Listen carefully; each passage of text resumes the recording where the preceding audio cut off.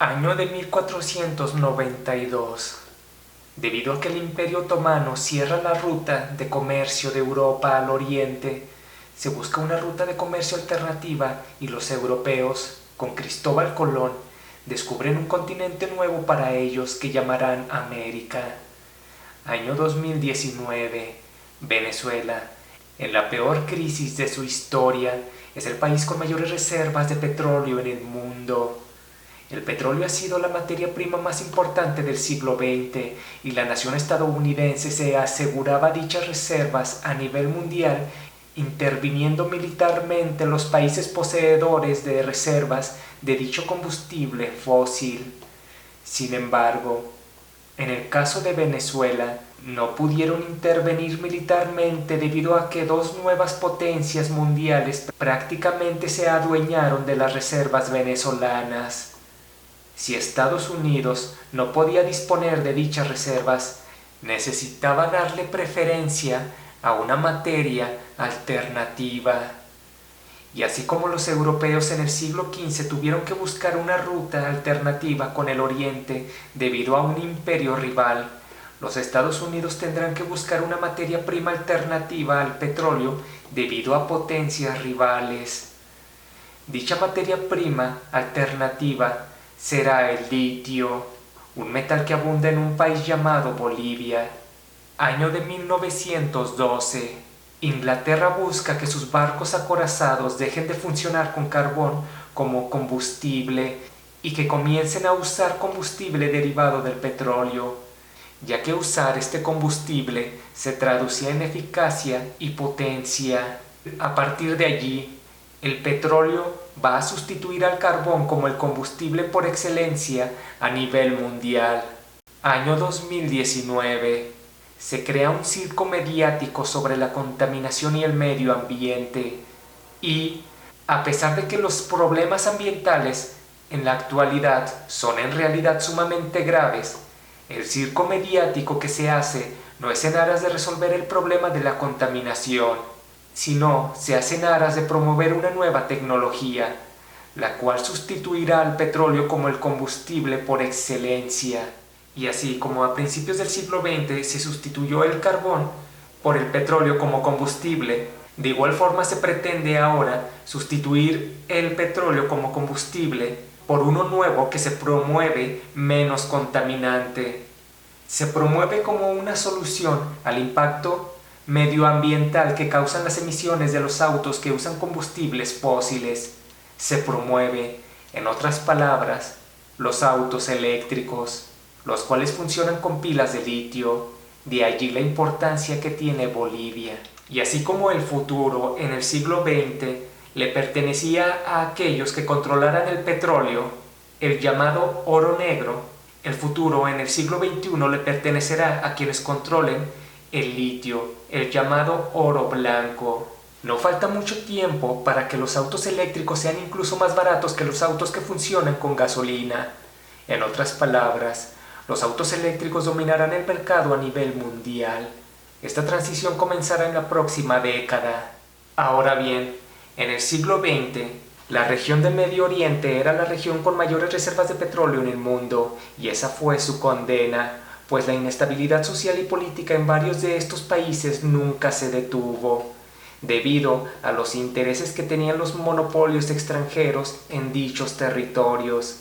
En el siglo XXI, la zona con mayores reservas de litio en el mundo es Sudamérica, y parece que la inestabilidad social y política serán más frecuentes en esta región si se resisten a ceder dicho oro blanco a monopolios extranjeros. Debido a ello, los políticos nacionalistas que no privilegien a capitales extranjeros deberán ser removidos de su cargo o quizá eliminados, como en el caso de los del Medio Oriente. Poseer oro negro fue la condena de Medio Oriente, pero poseer oro blanco ¿será la condena de los países sudamericanos ya mencionados? El pretexto de Estados Unidos para invadir Medio Oriente era que no tenían democracia, que eran estados dominados por dictadores. Pues bien, ¿qué pasaría si un pueblo latinoamericano como Bolivia o Chile, en lugar de estatuir representantes políticos, estableciera Una democracia directa, una en donde no existieran los partidos ni los representantes políticos, ni de izquierdas ni de derechas, donde no existieran políticos al servicio de monopolios o gobiernos extranjeros, ni políticos que buscan aferrarse al poder con reelecciones casi de por vida. Actualmente, en algunos países, una parte de la ciudadanía combate contra otra parte porque unos no se sienten representados por algún partido o mandatario político y otros sí. Los que se dicen de derecha increpan con gritos, palos y piedras a los que se dicen de izquierda y viceversa. Si gana un representante de alguna ideología política, los de la ideología contraria piden que renuncie. La ciudadanía se divide y se pone en riesgo de una guerra civil. Pero, ¿qué pasaría si se estableciera una democracia sin ideologías, donde cada individuo sea su propio administrador y que no necesite ser representado por nadie? ¿Qué pasaría si cada persona votara por proyectos sociales para beneficio de todos y al hacerlo comprometiera sus impuestos, en lugar de establecer políticos para que ellos decidan o representen por los demás sobre cómo se debe administrar el tesoro público? Y que al administrarlo muchas veces solo se benefician ellos. ¿Qué pasaría si los ciudadanos no solo administraran el dinero de sus sociedades, sino que también votaran a favor o en contra de cualquier reforma, enmienda o cambio legislativo propuesto y que sean ellos, los ciudadanos, quienes determinen la legislación en lugar de que sean los políticos quienes cambien las leyes según su decisión y en veces según sus intereses y caprichos? ¿Qué pasaría si dejaran de existir los políticos y por ende países como Estados Unidos ya no tuvieran pretextos en invadir dichos países arguyendo que hay un dictador y que hace falta llevarles, entre comillas, democracia? En la antigüedad, si se quería una verdadera democracia, es decir, una democracia directa donde la ciudadanía decidía las cuestiones fundamentales de su sociedad, era menester que dicho pueblo fuera pequeño en aras de poder conjuntar a los ciudadanos en un lugar para que deliberaran sobre los temas prioritarios. Ahora, en nuestros días, eso no es posible, pues es imposible convocar a todos los ciudadanos de un país en algún lugar para deliberar asuntos a tratar. Pero en nuestra era tecnológica eso no sería necesario, pues mediante una plataforma digital, una app, por poner un ejemplo, los ciudadanos podrían votar, como hemos dicho anteriormente, por proyectos que ellos consideren que son de la mayor prioridad y necesidad en el país o en la región, y un algoritmo daría como resultado qué proyectos son prioritarios a realizar en cada región del país basado en el número de votos que tenga.